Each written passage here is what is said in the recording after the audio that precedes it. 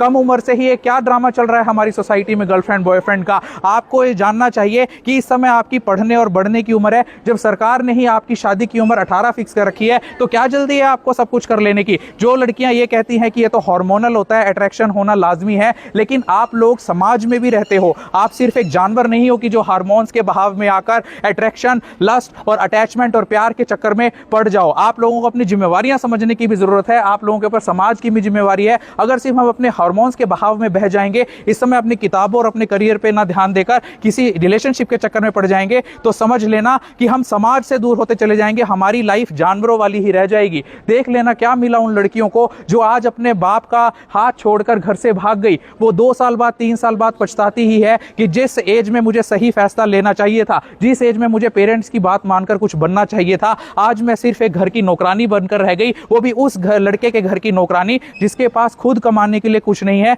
जो पंक्चर लगाता है, जो मैकेनिक है। क्या आप एक पंचर लगाने वाले से शादी करना चाहती हो? कितनी लड़कियां एक पंचर लगाने वाले से शादी करना चाहती हो?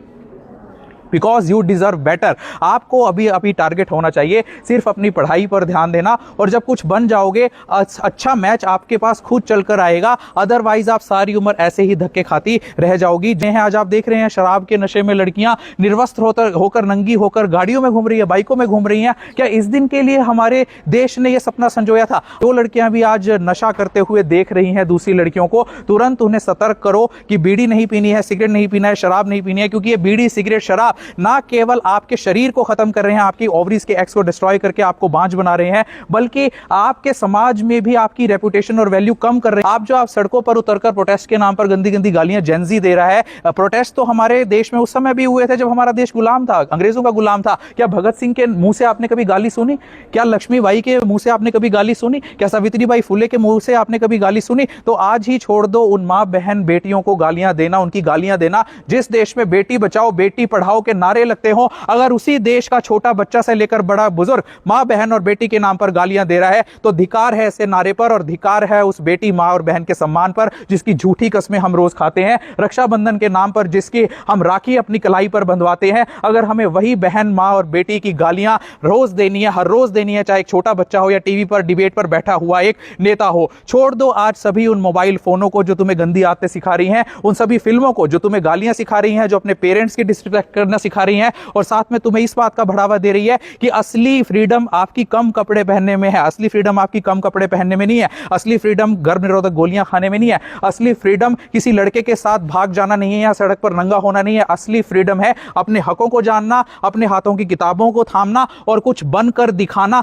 तब सही मायने में आपको दी हुई फ्रीडम और माँ बाप का भरोसा जो आपके ऊपर है वो कामयाब हो जाएगा। अदरवाइज ऐसे ही हमारा यूथ और लड़कियां सड़क पर बर्बाद नजर होती आएंगी। फिर से हमें इस कंट्री को, इस भारत को ग्रेट बनाना है, महान बनाना है। हमारे ऊपर ये जिम्मेवारी है। हमारी जनरेशन के बाद जेन जी और जेन अल्फा की ये जिम्मेवारी है कि देश को दोबारा से महान बनाना है, ना कि उसे डुबाना है। आज पूरी दुनिया में थू-थू हो रही है हमारे देश की कि हमारे यूथ इतनी गंदी हरकतें करते हैं सड़क पर उतरकर।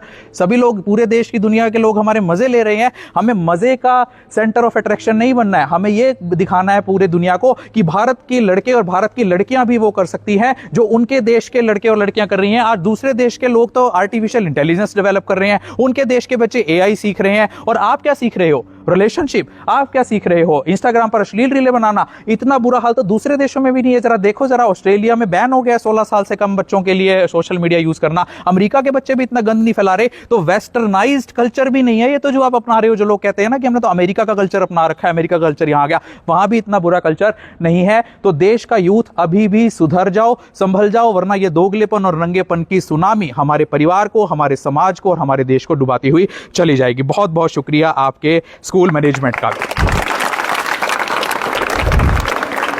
भारत माता की, भारत माता की।